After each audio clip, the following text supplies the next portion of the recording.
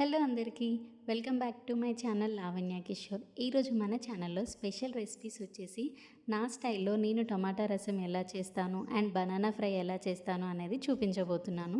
First time నా ఛానల్ని చూసేవారు ఎవరైనా ఉంటే సబ్స్క్రైబ్ చేసుకోండి అండ్ గైస్ వీడియో అయితే స్కిప్ చేయకుండా ఎండ్ వరకు చూడండి. ఇప్పుడైతే మనం టమాటా రసం ఎలా చేసుకోవాలో చూద్దాము. ఫస్ట్ ఒక 3 మీడియం సైజ్ టొమాటోస్ని కడిగి చిన్న ముక్కలుగా కట్ చేసుకొని అందులోకి కొంచెం కొరియాండర్ లీవ్స్ని యాడ్ చేసుకొని రెండింటిని బాగా మ్యాష్ చేసుకోవాలి.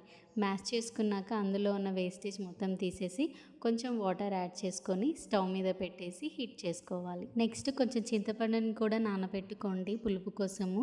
నాటు టమాటాలు అయితే చింతపండు అవసరం లేదు, ఎందుకంటే ఆల్రెడీ నాటు టమాటాలు పుల్లగానే ఉంటాయి కాబట్టి. నెక్స్ట్ ఈ టమాటా రసం మరిగేలోపు మనం ఇందులోకి మసాలాని ప్రిపేర్ చేసుకుందాము.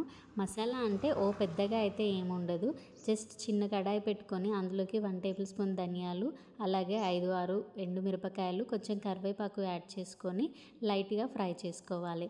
నెక్స్ట్ ఒక మిక్సీ జార్ తీసుకొని అందులోకి 2 టేబుల్ స్పూన్స్ మిరియాలు, 5 వెల్లిపాయలు, మనం ఫ్రై చేసి పెట్టుకున్న ధనియాలను మొత్తం యాడ్ చేసుకొని ఫైన్ పౌడర్గా చేసుకోవాలి. ఈ గ్యాప్లో మనం స్టవ్ మీద పెట్టుకున్న టమాటా రసం కూడా వేడైపోయి ఉంటుంది. ఇందులోకి ఇప్పుడు మనం పౌడర్ చేసి పెట్టుకున్న మసాలాని యాడ్ చేసుకోవాలి అండ్ అలాగే మనము చింతపండు రసాన్ని కూడా యాడ్ చేసుకొని ఫ్లేమ్ మీడియంలో పెట్టి 15 మినిట్స్ వరకు కుక్ చేసుకోవాలి. మనకు రసం ఎంత బాగా మరిగించుకుంటే అంత టేస్ట్ ఉంటుంది. మీరు దీన్ని టమాటా రసమైనా అనుకోవచ్చు, లేకపోతే మిరియాల రసమైనా అనుకోవచ్చు. టేస్ట్కి సరిపడా సాల్ట్ వేసుకొని బాగా మరిగించుకోవాలి. నెక్స్ట్ ఇందులోకి పోపు వేసుకుందాం. స్టవ్ మీద చిన్న కడాయి పెట్టుకొని అందులోకి ఆయిల్, జీరా, ఆవాలు, పసుపు, ఎండుమిరపకాయలు, కరివేపాకు వేసుకొని జీలకర్ర ఆవాలు చిటపటలాడిన తర్వాత బాగా మరుగుతున్న మన టమాటా రసంలోకి యాడ్ చేసుకుంటే ఎంతో టేస్టీ రెసిపీ అయిన టమాటా రసం అయితే రెడీ అయిపోతుంది.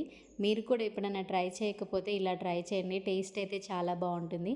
ఎవరికన్నా కోల్డ్ ఉంటే మాత్రం ఈ రసం ఒక 2 టైమ్స్ తాగారనుకోండి ఖచ్చితంగా తగ్గిపోతుంది చాలా త్వరగా. నెక్స్ట్ బనానా ఫ్రై ఎలా చేసుకోవాలో చూద్దాము. నేను ఇక్కడ 2 రా బనానాస్ తీసుకున్నాను.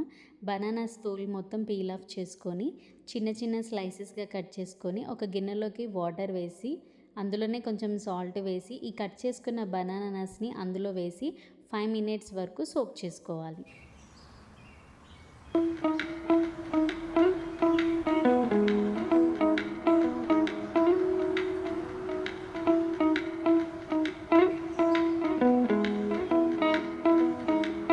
గ్యాప్లో మనము ఫ్రై కోసము 1 టైప్ ఆఫ్ మసాలాని ప్రిపేర్ చేసుకుందాము. ఫస్ట్ ఒక ప్లేట్ తీసుకొని ఆ ప్లేట్లోకి 1 టేబుల్ స్పూన్ కారము, 1/2 tablespoon salt, 1 tablespoon బియ్యం పిండి, 1 టేబుల్ స్పూన్ శనగపిండి, 1/2 tablespoon garam masala, 1 tablespoon chaat masala, చిటికెడు పసుపు యాడ్ చేసుకొని ఈ పౌడర్స్ని మొత్తము బాగా మిక్స్ చేసుకోవాలి. నెక్స్ట్ మనము సోక్ చేసి పెట్టుకున్న బనానా స్లైసెస్ ఉన్నాయి కదా, వాటర్ మొత్తం తీసేసి ఈ స్లైసెస్కి ఫ్రంట్ అండ్ బ్యాక్ మొత్తం ఈ పౌడర్ని బాగా పట్టించుకోవాలి. ఇలా అన్ని బనానా స్లైసెస్కి పౌడర్ బాగా పట్టించుకున్న తర్వాత స్టవ్ మీద ఒక కడాయి పెట్టేసుకొని అందులోకి కొంచెం ఆయిల్ యాడ్ చేసుకొని ఆయిల్ బాగా హీట్ అయిన తర్వాత ఈ బనానా స్లైసెస్ని ఫ్రంట్ అండ్ బ్యాక్ ట్విస్ట్ చేసుకుంటూ డీప్ ఫ్రై చేసుకోవాలి.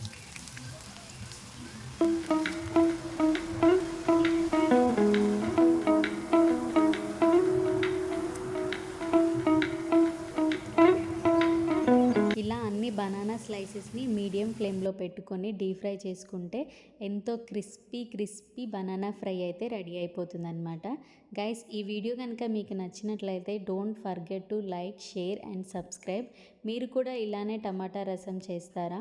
చేస్తే కామెంట్ బాక్స్లో కామెంట్ చేయండి. అండ్ ఈ రెసిపీస్ ప్రాసెస్ కనుక నచ్చినట్లయితే మీరు కూడా ఖచ్చితంగా ట్రై చేయండి, టేస్ట్ అయితే చాలా బాగుంటుంది. Thanks for watching.